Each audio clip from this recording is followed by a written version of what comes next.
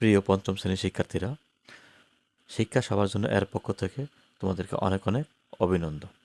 আজ তোমাদেরকে 2026 সালের নতুন গণিত বইয়ের দ্বিতীয় অধ্যায় গাণিতিক বাক্য 18 পৃষ্ঠার যে গাণিতিক সমস্যাগুলো আছে সেগুলো সমাধান করার চেষ্টা করব। গাণিতিক বাক্যে প্রকাশ করে ব্যাখ্যা করি। প্রথম বাক্যটি 6কে 4 দিয়ে গুণ করলে গুণফল 24 হয়। এখানে গাণিতিক বাক্য দেওয়া আছে যে 6 গুণ 4, 4 গুণ 6 বা 6 গুণ 4 সমান 24। 6কে 4 দিয়ে গুণ করলে 24 হয়। এখানে এই বাক্যটি সত্য। প্রথম বাক্যটি সত্য, এখানে ব্যাখ্যা করে বলা আছে। দ্বিতীয় বাক্যটি 25 ও 4 এর যোগফল 30 থেকে বড়। তো গাণিতিক বাক্যটি হলো 25 যোগ 4 বড় চিহ্ন 30, অর্থাৎ 25-এর সাথে 4 যোগ করলে 29 হয়। তাহলে 29 30 থেকে বড় নয়। তাহলে এটি একটি গাণিতিক বাক্য। তাহলে এই গাণিতিক বাক্যটি মিথ্যা। তাহলে একে কি বলছে? দ্বিতীয় বাক্যটি মিথ্যা। তৃতীয় বাক্যটি হচ্ছে 9-এর সাথে ক যোগ করলে যোগফল 21 হয়। তাহলে 9 যোগ ক, এখানে গাণিতিক বাক্য হচ্ছে 9 যোগ ক সমান 21। তাহলে 9-এর সাথে ক যোগ করলে 21 হবে। 9-এর ক এর মান যদি নির্দিষ্ট করে বলা থাকে, এখানে ক এর মান নির্দিষ্ট করে বলা নাই, সেজন্য ক যোগ 9 যোগ ক সমান 21 এটি সত্য বা মিথ্যা এটি নির্ণয় করা যাবে না। এখানে বলা হচ্ছে তৃতীয় বাক্যটি সত্য বা মিথ্যা নির্ণয় করে তার ক এর মানের উপর। তাহলে এই সবগুলো হচ্ছে গাণিতিক বাক্য। তো গাণিতিক বাক্যের উপর ভিত্তি করে গাণিতিক বাক্যকে দুই ভাগে ভাগ করা আছে, খোলা বাক্য, বদ্ধ বাক্য। এই খোলা বাক্য আবার বদ্ধ বাক্যগুলা কিন্তু আবার ছোট ছোট প্রশ্ন আকারে পরীক্ষাতে আসে। যেমন, যে গাণিতিক বাক্য সত্য না মিথ্যা তা নির্ণয় করা যায় না, তাকে বলে খোলা বাক্য।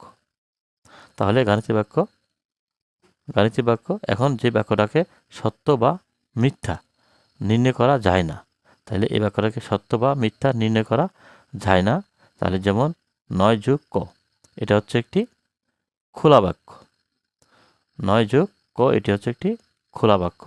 এটাকে সত্য বা মিথ্যা নির্ণয় করা যাবে না যতক্ষণ পর্যন্ত ক এর মান নির্দিষ্ট করে বলা থাকে। তারপরে অপরদিকে যখন একটি বাক্য সত্য না মিথ্যা তা নির্ণয় করা যায়, তখন ওই বাক্যটিকে বদ্ধ বাক্য বলা হয়। তাই বদ্ধ বাক্য দুই প্রকার, একটা হচ্ছে সত্য বাক্য আর একটা হচ্ছে মিথ্যা বাক্য। 6 গুণ 4 সমান 24 সমান, এটি একটি সত্য গাণিতিক বাক্য, এবং 25 যোগ 4 বড় চিহ্ন 30 এটি একটি মিথ্যা গাণিতিক বাক্য। এটা নির্ণয় করা যায়। তাহলে যে বাক্যগুলো সত্য মিথ্যা নির্ণয় করা যায় সেগুলো হচ্ছে বদ্ধ বাক্য। এখন আমরা দেখব 5 একটি বিজোড় সংখ্যা। এটি একটি গাণিতিক বাক্য এবং এটি সত্য। যেহেতু 5 একটি বিজোড় সংখ্যা, এটা গাণিতিক বাক্য এবং এটি সত্য। 12 একটি বিজোড় সংখ্যা, তাহলে আমরা জানি 12 একটি জোড় সংখ্যা, এটি একটি গাণিতিক বাক্য এবং এটি মিথ্যা। যেহেতু 12 একটি জোড় সংখ্যা কিন্তু বলা আছে এখানে বিজোড় সংখ্যা, তাহলে এটি হবে একটি মিথ্যা গাণিতিক বাক্য। ক সংখ্যাটি 5 দ্বারা বিভাজ্য। এটি একটি খোলা বাক্য, কারণ এটি সত্য বা অথবা মিথ্যা হতে পারে, যা ক এর মানের উপর নির্ভর করে। 1-এর 1 আছে, একটি চতুর্ভুজের ক সংখ্যক বাহু আছে। তাহলে এখন আমরা এটা করি। এর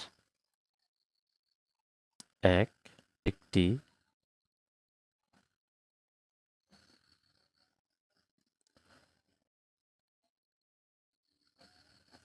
চতুর্ভুজের ক সংখ্যক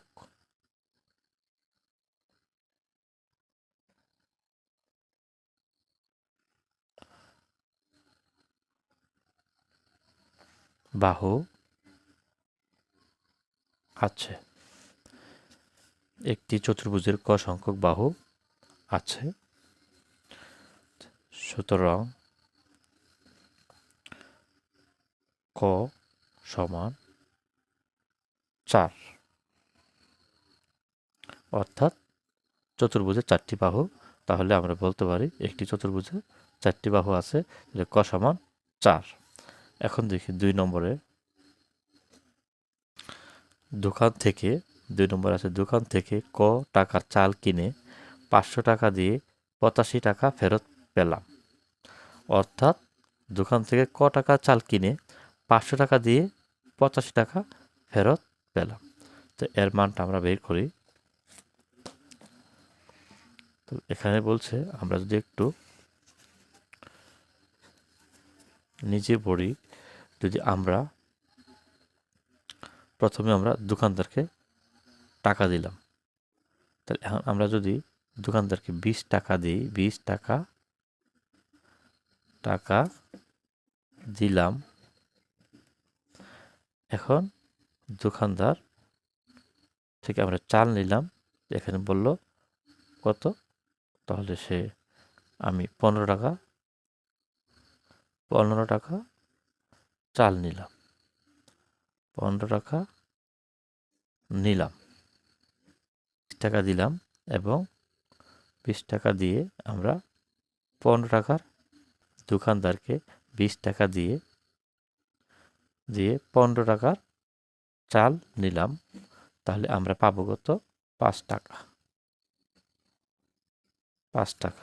তাহলে এখানে আমরা লিখতে পারি, যেহেতু 500 টাকা দিলাম, বিয়োগ করে আমরা কিভাবে করব, বিয়োগ করে ক টাকা বিয়োগ করে তাহলে নিলাম কত, 85 টাকা নিলাম বাদে। তাহলে এখন আমরা বিয়োগ করি 500 বিয়োগ, এখানে আমরা যেভাবে বিয়োগ করছি ঠিক সেভাবে বিয়োগ করব, 500 বিয়োগ। তাহলে এখানে যদি এরকম কোনো সমাধানে ক এর আগে বিয়োগ থাকে, তাহলে আমরা কি করব, এই সংখ্যাটাকে সমান চিহ্নের বিপরীত দিকে নিয়ে যাব। তাহলে কি হবে, সুবিধা, বিপরীত দিকে নিয়ে গেলে যোগ থাকলে বিয়োগ হবে, বিয়োগ থাকলে যোগ হবে। তাহলে আমরা 85 আছে এখানে যোগ, আমরা এদিকে নিয়ে আসলে হবে বিয়োগ। তাহলে আমরা এদিকে নিয়ে আসলাম 85, ক নিয়ে গেলাম এদিকে। তাহলে এখন বা 85 থেকে যদি 500 থেকে 85 বিয়োগ করি তাহলে থাকতেছে কত, এখানে আমরা বিয়োগ করে দেখি 500 বিয়োগ 85, 5 আছে 15, 10 আছে 5 থেকে 10 থেকে 5 বাদ দিলে 5, আর আছে 9 থাকে 10, 1, এখানে যদি 1 আনি তাহলে 4, 415 ভা এখানে আছে কত, 415 সমান ক। এখন এই কটাকে আমরা সুবিধার জন্য এদিকে নিয়ে আসব, বা ক সমান 415 টাকা। সুতরাং ক সমান 415। এখন যদি আমরা বিয়োগ করে দেখাই, এখানে আছে আমাদের কত, এই যে 415 টাকা যদি আমরা চাল কিনি, 500 টাকা দিই, 415 টাকার চাল কিনি, তাহলে আমরা পাবো কত, 85 টাকা।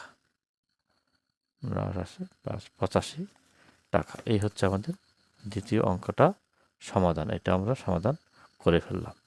এখন দেখি, খ সংখ্যক কলম 12 জনের মধ্যে 3টি করে ভাগ করে দেওয়া হলো। তাহলে খ সংখ্যক কলম, তাহলে খ সমান যদি আমি 15 ধরি, তাহলে 15টি কলম যদি আমি দিই 5 জনকে, তাহলে 3টি করে কলম পাবে। তাহলে আমি এখানে লিখব এভাবে, খ ভাগ 12 সমান 3, বা আমরা যদি লিখি তাহলে এখানে কি করব, যেহেতু এটা ভাগ আছে তাহলে আমরা ভাগ অঙ্ক কিভাবে করব, এই ভাগ অঙ্কটাকে এদিকে না নিয়ে আমরা উপর নিচ করব। তাহলে খ উপরে, নিচে আছে 12, এখানে আছে 3, তাহলে এই যে খ, এটা উপর নিচে গুণ করব, খ এর সাথে এখানে একটা 1 আছে, এই 3-এর নিচে 1 আছে, এই 1 দিয়ে ক্ষয়কে গুণ করব এবং এই যে 12কে 3 দিয়ে গুণ করব, অর্থাৎ এর নিচে একটি 1 আছে। তাহলে আমরা ধরে নিলাম খ দিয়ে যদি আমরা এই 1কে গুণ করি তাহলে ক্ষয় হবে। আর 12 দিয়ে যদি 3কে ভাগ করি গুণ করি, খকে 1 দিয়ে গুণ করলে খ, এবং 12কে 3 দিয়ে গুণ করলে 36 হবে। 3 গুণ 12 বা খ সমান 36। সুতরাং খ ইজিকুয়াল টু 36। অর্থাৎ আমরা যদি এখন এই 36 খ সমান 36টি কলম 12 জনকে ভাগ করি, তাহলে প্রত্যেকে 3টি করে কলম পাবে। এই হচ্ছে আমাদের 3 নম্বরের সমাধানটা। এখন আমরা 2 নম্বরটা দেখব। ঘ এর এমন একটি মান নির্ণয় করি যেন বাক্যটি সত্য হয়। 1 নম্বরে আছে ঘ যোগ 12 সমান 19। তাহলে এখন আমরা ঘ যোগ 12 সমান 19 আমরা যদি লিখি ভা ঘ, যে এটা কি আছে, যোগ চিহ্নের সামনে আছে, যোগ চিহ্ন সামনে আমরা এদিকে যদি নিই তাহলে বিয়োগ হবে। তাহলে আমরা কি করব, ঘ 19 বিয়োগ 12 ভা ঘ সমান 12 থেকে 19 থেকে 12 গেলে 7। সুতরাং ঘ সমান 7। ধন্যবাদ। 48 বিয়োগ ঘ সমান 33। 48 বিয়োগ ঘ,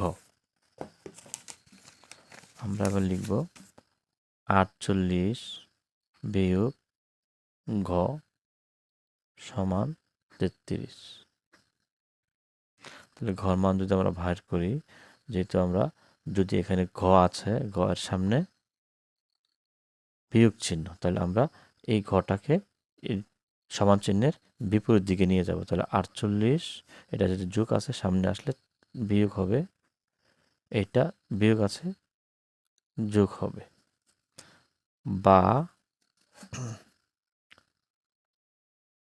48 থেকে যদি আমরা 33 বিয়োগ করি থাকতেছে কত, 5। আর হচ্ছে এদিকে থাকতেছে 5, এদিকে থাকতেছে 1, 15। তাহলে 15 সমান ঘ। সুতরাং ঘ সমান 15। অর্থাৎ 15 থেকে 48 থেকে 15 বিয়োগ করলে 33 হয়। এখন আমরা দুইটা দেখলাম। এখন 8 যোগ ঘ সমান 32। তাহলে এটা হচ্ছে গুণ। 8 গুণ ঘ সমান 32। তাহলে ভা আমরা এখানে কি করব, গুণ থাকলে ভাগ হবে, আর ভাগ থাকলে গুণ হবে। যেহেতু এখানে গ আছে, তাহলে আমরা কি করব, গটাকে এদিকে রাখবো। তারপর এই যে 8, এটাকে যেহেতু গুণ, তাহলে আমরা বিপরীত চিহ্ন দিকে নিয়ে যাব। তাহলে এখানে হবে ভাগ 8। সুতরাং ঘ সমান 4, 8 32, তাহলে হবে কত, 4। এখন আমরা দেখি, এখন 81 ভাগ ঘ সমান 9। তো এখানে বা, তাহলে আমরা যদি এখানে যে ভাগ চিহ্ন আছে, এই ঘটা উপর নিচ করে দিব। তাইলে আমরা যে উপর নিচ করে দিই 81, এটা হচ্ছে কত, ঘ। এখানে আছে 9। এখন যদি আমরা গুণ করি, তাহলে আমরা কি করতে পারি, এর সাথে এখানে ইয়ে হবে, আর এর সাথে কি হবে, 9। 9কে ঘ দিয়ে গুণ করলে কি হবে, 9 গুণ ঘ সমান 81। যেহেতু এখানে 1 আছে, যে কোনো সংখ্যার নিচে একটা 1 থাকে, এটা আমরা মনে মনে 1 ধরবো, 1 আছে। তাহলে বা এখানে এখন ঘ ইকুয়াল টু লিখতে পারবো 81, যেহেতু গুণ চিহ্ন আছে, 81 ভাগ 9 ভা ঘ ইজিক্যাল টু 9 9 81। সুতরাং ঘ সমান 9, ঘ সমান 9 লিখতে পারলাম। 9কে 9 দিয়ে গুণ করলে 81। তো আজকে এই পর্যন্ত বললাম। পাঠটি ভালো লাগলে অবশ্যই লাইক এবং সাবস্ক্রাইব করে পাশে থাকবে। আল্লাহ হাফেজ।